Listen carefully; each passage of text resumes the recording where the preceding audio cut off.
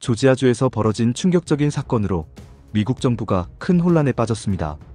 한국인 근로자들이 대규모로 구금되었다가 추방되는 사태가 발생하자 정작 미국 현지에서는 이들에게 반드시 돌아와야 한다고 호소하고 있습니다.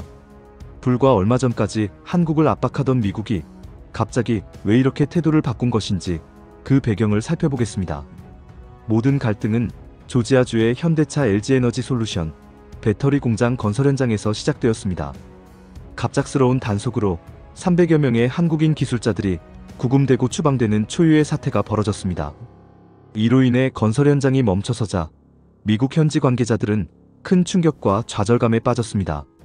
브라이언 캠프 조지아 주지사를 비롯해 서베너 경제개발청장인 트립 톨리스는 즉각적으로 세계 어디에도 이들을 대체할 인력은 없다고 호소했습니다. 이들은 배터리 장비 설치와 같은 고도의 기술을 가진 한국 전문가들이 없으면 공사를 진행할 수 없다고 인정했습니다. 특히 이번 사태가 도널드 트럼프 행정부의 핵심 인사인 스티븐 밀러의 이민자 1일 체포할당량 때문에 벌어진 일이라는 주장이 제기되면서 미국 정부는 더욱 궁지에 몰렸습니다. 결국 이번 사태는 불법 이민 단속과 제조업 부흥이라는 미국의 두 가지 목표가 서로 충돌한 결과였던 것입니다. 하지만 이 문제는 단순히 조지아주만의 문제가 아니었습니다. 미국의 또 다른 핵심 지역인 루이지애나주 역시 한국의 대규모 투자 유치가 흔들릴까봐 크게 긴장하고 있습니다. 루이지애나주의 제프 랜드리 주지사는 최근 기자회견을 열어 현대차 그룹의 제철소 건설 계획이 반드시 예정대로 진행되어야 한다고 강하게 압박했습니다.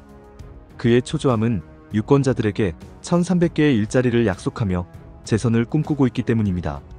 그러나 같은 공화당의 트럼프 행정부가 이민 단속을 강화하면서 루이지애나주 역시 조지아주와 같은 사태가 벌어질까봐 우려하는 상황입니다. 현재 한국 기업들이 미국에 건설 중인 22개의 현장이 지연되면서 주지사의 약속이 지켜지지 않을 위험이 커지고 있습니다. 하지만 이민청의 톰 호먼 청장은 앞으로도 단속을 확대할 것이라고 공언하고 있어 주지사의 발언이 실질적인 효력을 가질지는 의문입니다. 미국 정부가 한국인 근로자들의 복귀를 애타게 바라는 더 깊은 이유가 있습니다. 바로 한미 양국이 추진 중인 마스가 프로젝트 때문입니다. 이 프로젝트는 한국의 뛰어난 조선 기술을 활용해 미국 해군 함정을 건조하고 조선업을 다시 부흥시키려는 핵심 사업입니다. 미국의 현행법상 미 해군 함정은 자국 조선소에서만 건조할 수 있습니다. 하지만 미국 조선업은 이미 쇠퇴해 한국의 기술력 없이는 이 프로젝트를 진행하기 어렵습니다. 이 때문에 미국은 한국의 협력을 요청하면서도 자신들의 법적 장벽에 부딪히게 된 것입니다.